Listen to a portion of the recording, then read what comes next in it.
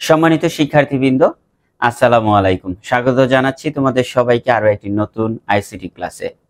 আজ আমরা শিখব চট্টগ্রাম বোর্ড 2023 এর প্রশ্নটি কিভাবে সমাধান করা যায় তা। প্রথমত আমি প্রশ্নটি পড়ে নিচ্ছি। প্রশ্নে লেখা আছে x সমান 123 n এবং y সমান 43 হেক্সাডেসিমেল।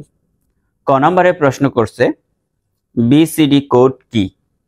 এই প্রশ্নটা তোমরা মূল বই থেকে অথবা যে কোনো টেস্ট পেপার থেকে মুখস্থ করে নিবা। খ নম্বরে প্রশ্ন করছে 5 + 3 = 10 ব্যাখ্যা করো। গ নম্বরে চেয়েছে x সংখ্যাটির দশমিক সংখ্যা মান 83 দশমিক হলে n এর মান কত।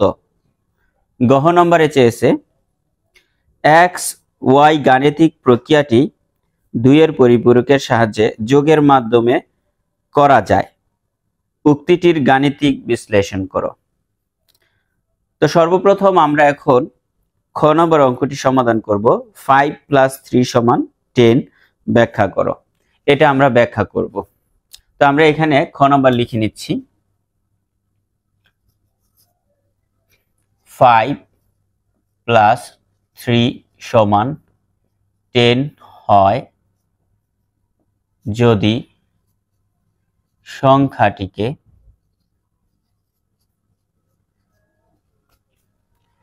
অক্টাল সংখ্যায়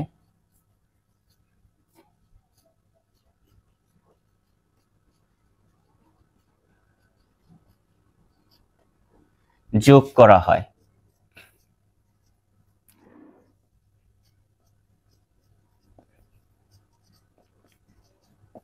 তাহলে আমরা এই 5 + 3 = 10 বের করব যোগ করার মাধ্যমে, আর সেই সংখ্যাটি যোগ করতে হবে অক্টাল সংখ্যায়।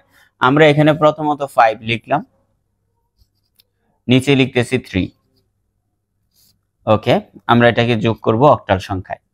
তো তোমরা সবাই জানো 5 এবং 3 যোগ করলে হয় 8, আর 8 হচ্ছে অক্টাল সংখ্যার বেজ সংখ্যার সমান।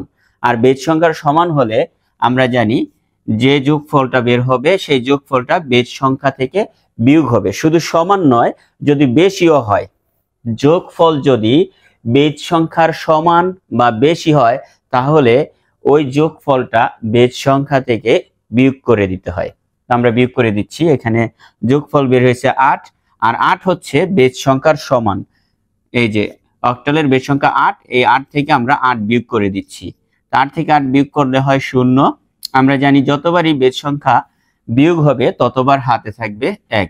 এগুলো আমরা শুরুতে করেছি বেসিক নিয়মে, একেবারে মৌলিক নিয়মে করেছি। এখন দেখো এখানে আমরা এই যে 0 বের হয়েছে, 0 লিখলাম, আর এই যে হাতের 1, এই 1 এখানে চলে আসলো। তাহলে 5 + 3 = কিন্তু আমাদের 10 হয়ে গেল।